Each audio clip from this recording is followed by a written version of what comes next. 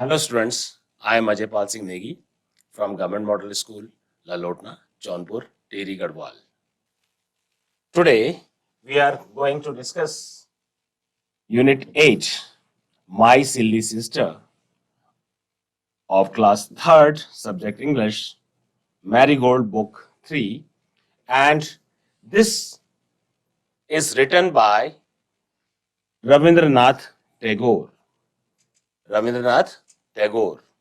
Rabindranath Tagore is a big name in English literature.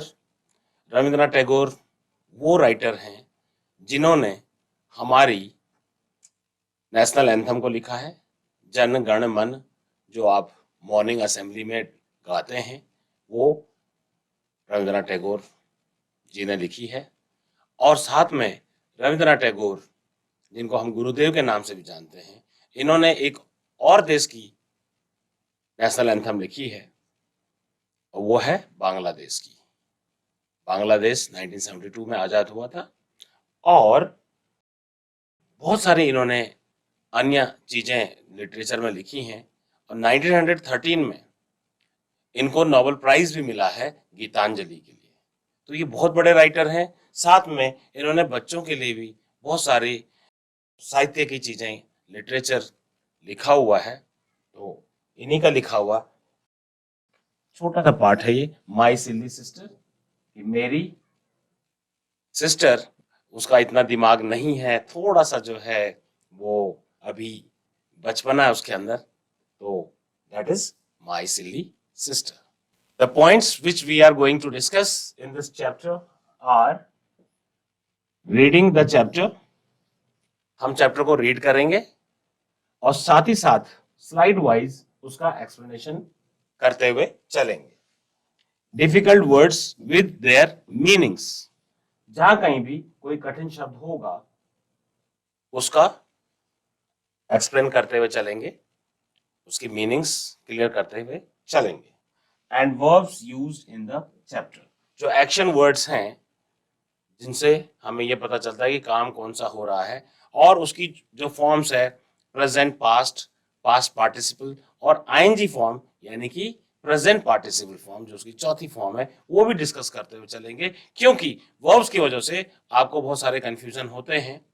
As a teacher मैंने भी कई बार पढ़ाते हुए ये महसूस किया है कि हमारे स्टूडेंट्स वर्ब्स को लेकर के कंफ्यूज रहते हैं। तो अब आपको कंफ्यूजन नहीं रहेगा। जिस तरीके से हम इसका एक्सप्लेनेशन करेंगे और वर्ब्स को क्लियर करते हुए चलेंगे, मुझे उम्मीद है कि आपको पाठ समझ में भी आएगा, आपकी वोकैबुलरी भी बढ़ेगी, यानी कि आपका शब्द भंडार बढ़ेगा, आप उन शब्दों को भी समझ पाएंगे जो आपको दिक्कत हो रही थी। प्रोनाउंसिएशन के ऊपर आप ध्यान देंगे, और साथ ही जो क्रिया है यानी एक्शन वर्ड्स हैं, वर्ब्स हैं, उनकी फॉर्म्स को भी क्लियर करते हुए चलेंगे और आपकी अंडरस्टैंडिंग बनेगी। तो this is the first slide in which the image from the book you could see that there is a girl, a small girl sitting out here, और एक लड़का है और एक लेडी है, एक औरत, और ये लड़का कुछ बात कर रहा है महिला से, और एक छोटी बच्ची वहां बगल में है और हंस रही है ना। तो कुछ समझ में आ रहा होगा कि चैप्टर में हम क्या करने वाले हैं। माई सिली सिस्टर, मेरी ना समझ बहन। तो ना समझ क्यों है वो? क्योंकि छोटी है। और let's I first of all read it out. Mother, your baby is silly, she is so very childish, she does not know the difference between the lights in the streets and the bright stars. यहाँ पे जो लड़का है वो अपनी mother से बात कर रहा है। अब आपको क्लियर हो रहा होगा कि जो ये पिक्चर है इसमें कौन है। जो लेडी है, she is the mother, the boy is her son, उनका बेटा है, और वो अपनी छोटी बहन के बारे में बात करते हुए बोल रहा है कि मदर योर बेबी इज सिल्ली, कि आपका जो बेबी है, जो उसकी यंगर सिस्टर है, छोटी है अभी, होगी जहां तक 3 साढ़े 3 साल के आसपास, जब बच्चा थोड़ा थोड़ा समझने लगता है, तो वो क्या है, सिल्ली है, ना समझ है अभी, उसको इतनी समझ नहीं है। She is so very childish, बहुत ज्यादा बचपना उसके अंदर, बहुत ही ज्यादा चाइल्डिश है, बहुत ही ज्यादा नासमझ है। चाइल्डिश का मतलब भी नासमझ ही होता है, यानी बचपना उसके अंदर। She does not know the difference between the lights in the streets, उसको स्ट्रीट्स, स्ट्रीट का मतलब होता है कि a road in a town, village और सिटी ऑन वन और बोथ साइड।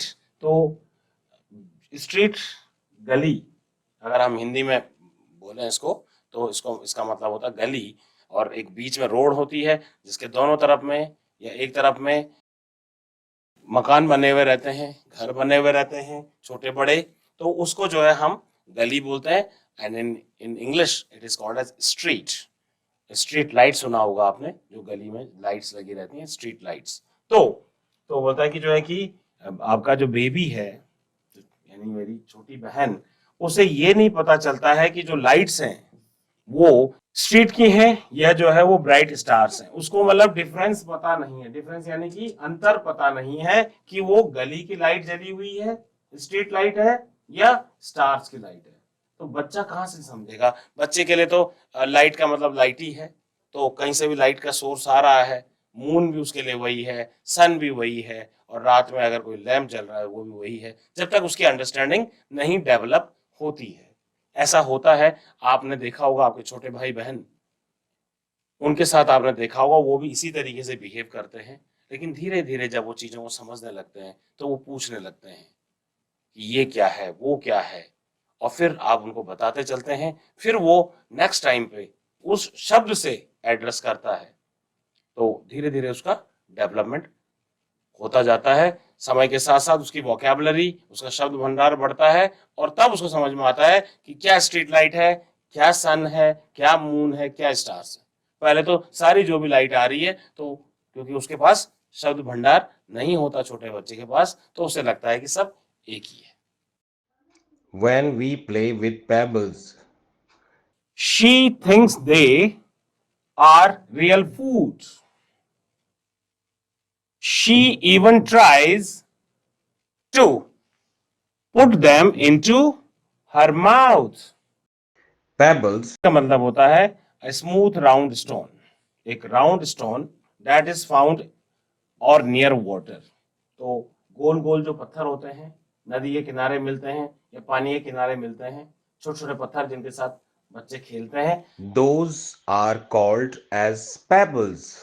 और जो आप कंचे खेलते हैं, those are called as marbles, right. जब हम खेलते हैं पेबल्स के के साथ, साथ she thinks they are real food, तो उसको ये लगता है कि ये पेबल्स ना हो करके ये तो फूड है, रियल का यानी कि सच का फूड है, ये खाने वाला चीज है।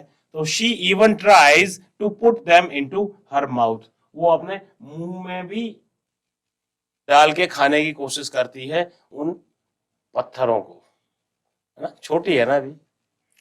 लेकिन यहाँ पर कुछ वर्ब्स भी यूज हुए हैं, जैसे आप देख सकते हैं यहाँ पर प्ले है, थिंग्स है, एंड ट्राइज है, पुट है, दीज आर वर्ब्स। तो प्ले की 3 फॉर्म्स हो जाएगी, play, played, played, play, played and played. ये है present form, past form and past participle form, और आईएनजी फॉर्म यानी कि प्रेजेंट पार्टिसिपल हो जाएगा प्लेइंग इसका। थिंक का हो जाता है think, thought, thought, and ING form हो जाएगी thinking. Then we have got try, try, tried and tried, and ing form हो जाएगी ट्राइंग। यहाँ पे एस ई एस क्यों लगा है? ये वर्ब की फर्स्ट फॉर्म के साथ एस या ई एस जुड़ा हुआ है फर्स्ट फॉर्म के साथ, क्योंकि तब एस ई एस लगा तो ट्राई का ट्राइज बन गया, क्योंकि यहाँ पे शी का इस्तेमाल हुआ है। तो he she it name and singular subject के साथ एस या ई एस लगता है, इसलिए ऐसा हुआ है। आप इसको समझें, कंफ्यूज ना हो, ये ट्राई का ही एक फॉर्म है जो प्रेजेंट का फॉर्म है। एंड देन पुट, पुट का मतलब होता है रखना, put p put, put and put की थ्री फॉर्म्स ये होती है, एक ही फॉर्म होती है put put put, and ING form हो जाएगी पुटिंग यानी रखना। तो these are the verbs in this slide. Now when I open a book before her and ask her to learn, her she tears the pages with her hands and roars with joy at nothing. This is your baby's way of doing her lessons. So you can see a picture in the book and also here on the screen. यहां पर जो boy है, boy is brother, BROTHER, he is brother, and the girl is sister. तो कैसी sister है? ये छोटी है, तो ये इसकी यंगर सिस्टर है। तो सिस्टर है लेकिन कैसी है? यंगर है, YOUNGER, यंगर सिस्टर। और ब्रदर है, बड़ा भाई है, तो यानी कि हम इसको बोलेंगे एल्डर ब्रदर। कैसा है? बड़ा है उससे, एल्डर है। बहन छोटी है तो बहन इज यंगर। तो बोलता है कि जब भी मैं किताब खोलता हूं, whenever I open a book before her, उसके सामने जब भी मैं किताब खोलता हूं, and ask her to learn, she tears the pages with her hands, वो क्या करती है? पेजों को फाड़ देती है। टीयर का मतलब होता है फाड़ देना, तो वो फाड़ देती है पेजेस को विद हर हैंड्स, अपने हाथों से, and roars with joy at nothing. और रोर कौन करता है? रोर करता है आपका लायन, लायन रोर्स। तो वो भी रोर करती है विद जॉय, यानी कि खुशी का मारे दहाड़ती है वो, एट नथिंग, बिना कुछ किए हुए। कोई भी काम ऐसा नहीं है कि जिसे हम ये कहें कि इसके लिए खुश होना चाहिए, लेकिन क्योंकि उसने वो किताब के पन्ने फाड़ दिए तो उसे लगता है कि उसने हमें परेशान कर दिया है। बड़े भाई को ऐसा लगता है, तो वो ये सोच करके उसको ये समझती है कि मैं जीत गई हूं कोई बहुत बड़ी लड़ाई अपने भाई से, क्योंकि मैंने उसकी किताब के पन्ने फाड़ दिए हैं, मैंने उसको परेशान कर दिया है। और वो खूब जोर जोर से हंसती है, खुश होती है, जैसे कि वो दहाड़ रही हो मारे खुशी के, इतनी खुशी होती है उसको। This is your babies way of doing her lessons. तो क्या ये तुम्हारे बेबी का ये तरीका है मदर अपने पाठ को पढ़ने का? मैं उसको कुछ सिखाना चाहता हूं और वो पन्ने फाड़ देती है, इस तरीके से पढ़ाई होगी क्या? ऐसा ब्रदर बोलता है। सो the verbs used over here, open, open का मतलब होता है खोलना, open, opened, opened. Ask, ask माने होता है पूछना, आस्क, आस्क्ड, आस्क्ड। तो ओपन का आईएनजी फॉर्म हो जाएगा ओपनिंग, आस्क का आईएनजी फॉर्म हो जाएगा आस्किंग। लर्न, लर्न का मतलब होता है पढ़ना, learn, learned, learned, and learn का ING form is learning. Tears, तो टीयर का मतलब होता है फाड़ना, टीयर, टोर, टॉर्न होता है, और आईएनजी फॉर्म में हो जाएगा tearing. Roar, roared, roared, and ING form हो जाएगा रोरिंग यानी दहाड़ना। And doing, ING form already लगी हुई है, डू, डिड, डन। डू का मतलब होता है कोई काम करना, do, did, done, and ING form में डूइंग जैसा यहाँ यूज हो रहा है। तो आई होप कि ये इसके वर्ब्स आपको क्लियर हो गए होंगे। Let's move ahead. When I shake my head at her in anger and scold her or call her naughty, she laughs and thinks it great fun. Everybody knows that father is away. Father is away, but sometimes I call out father playfully.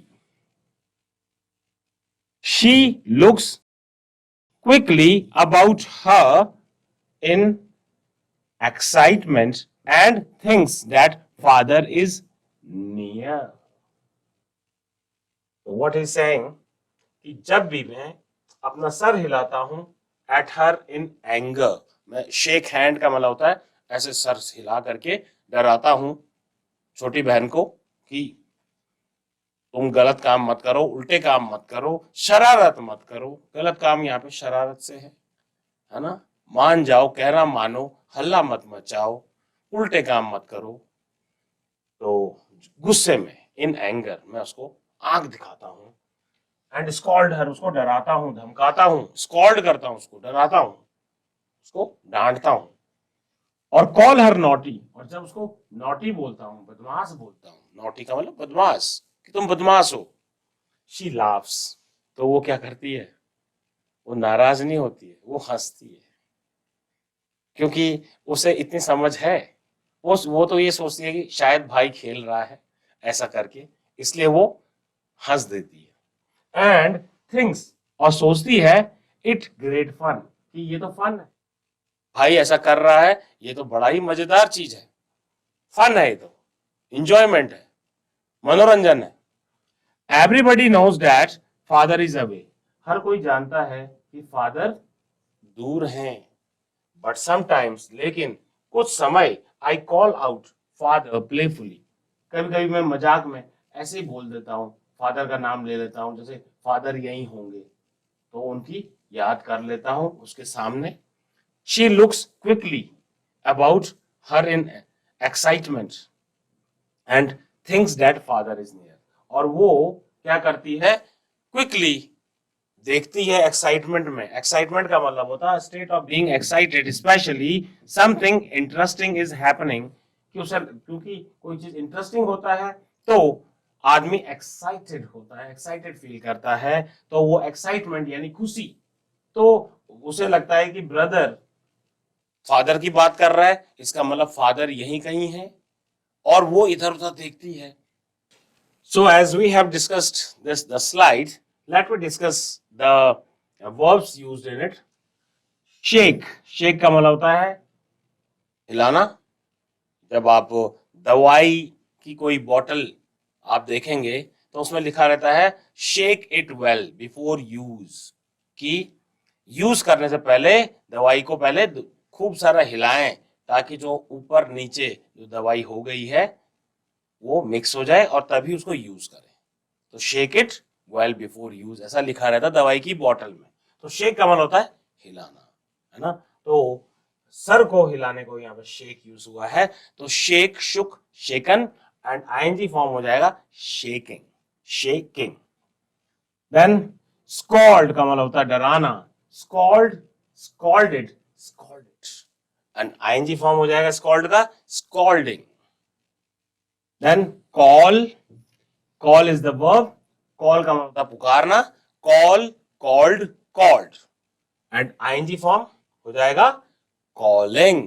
Then laughs, तो laugh is the present form, S इसलिए लगा है क्योंकि she है, और ये जो कहानी है हमारी ये किस में चल रही है, प्रेजेंट में चल रही है, पास्ट में नहीं चल रही है, इसलिए जो है जगह जगह पे आप देखेंगे कि एस का यूज है शी के साथ, जब एस ई एस लगा हुआ है, कहानी प्रेजेंट में चल रही है। तो लाफ का मतलब होता है हंसना, लाफ, लाफ्ड, लाफ्ड। थिंक का मतलब होता है सोचना, think, thought, thought, ING form thinking, laugh का लाफिंग। नो, नो का मतलब होता है जानना, know, knew, known, and ING form knowing. Call का मतलब पुकारना, पहले भी आ चुका है call, call, called, called, and look का मतलब होता देखना, look, looked and ing form में looking, right? And think भी आ चुका है, and these are the verbs used in this slide.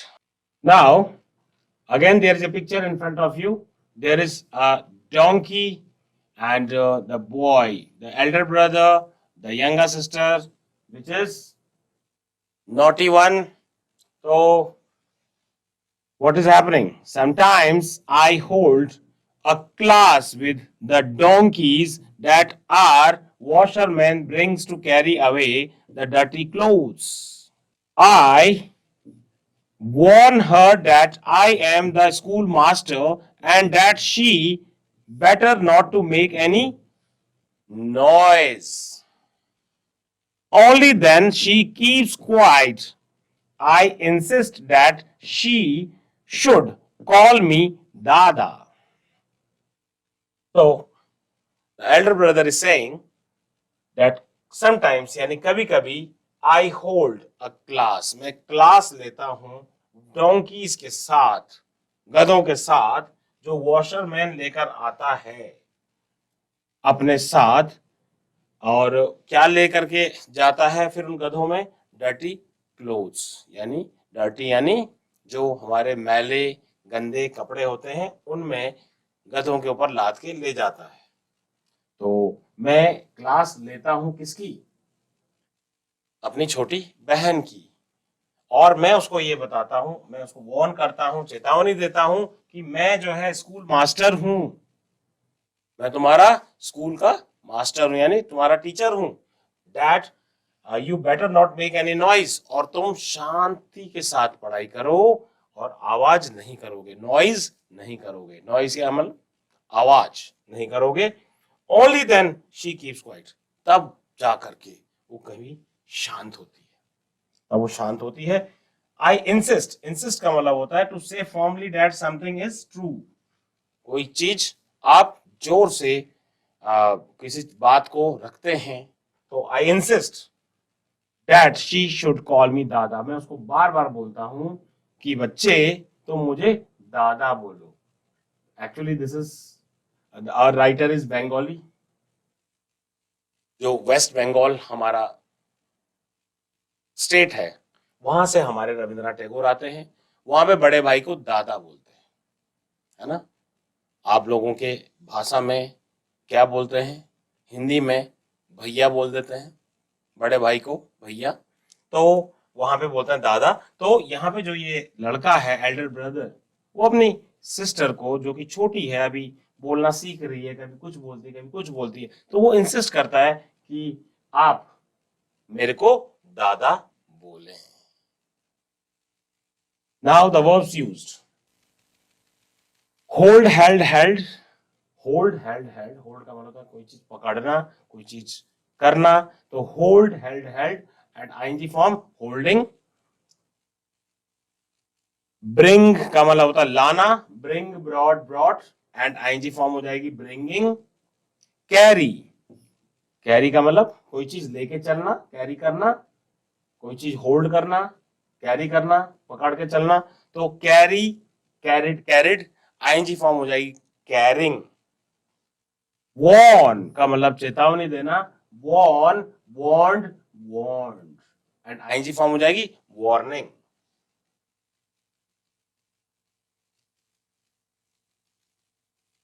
Keeps,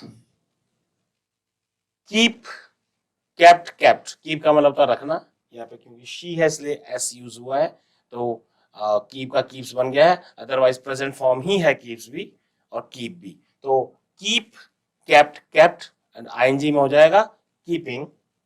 and insist, insist का मतलब किसी चीज को बड़े जोर से, किसी बात को रखना, बोलना, तो इंसिस्ट, इंसिस्टेड, इंसिस्टेड, और आईएनजी फॉर्म हो जाएगा इंसिस्टिंग।